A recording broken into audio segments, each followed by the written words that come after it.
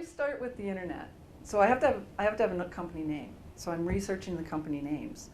I search the internet. You're members of Chamber of Commerce, so you can go on their website and they have a list of members. Large companies are members of Chamber of Commerce. So there's one way, and they give you the name of the contact person there for the chamber. That's how you got their name and number. Google them.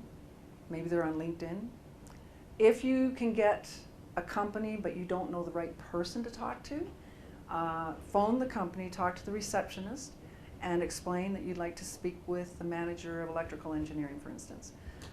If they say, sorry, we can't just put you through to a manager, then you got to have their name, then say thank them, and then wait till after hours and hope and pray they have an electronic answering service intact, and one that says, for a list of company names, please press pound.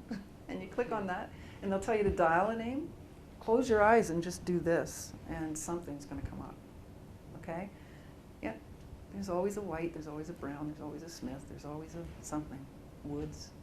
And if you do this blindly, there's always somebody with that last name too, because we're multicultural, right?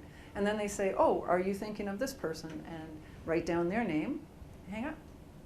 Next day, call back and say, I'd like to talk to Joe Blow. And they put you through because you have a name. And when you get to Joe, you say, well, Joe, I'm actually looking for somebody that's the manager in electrical engineering. So if you can't help me, maybe you know somebody in HR that could. Okay? There's lots of ways to find out information. And I think the real key that I didn't even know I had is persistence. I just don't stop. I take it as a challenge. And I tell people I'm not competitive, but apparently I am. Because I like to win.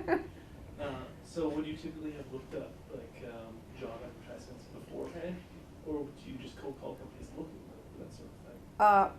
Well, I like to use Workopolis, Monster.ca, Indeed.ca. I like to use them to get the names of companies, and then I can research the company on the web, right?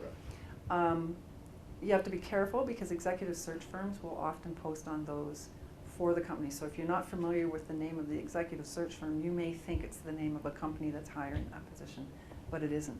And no, they will not give out the name of the company because now you're competing with them in filling that position, right? And that's how they make their money.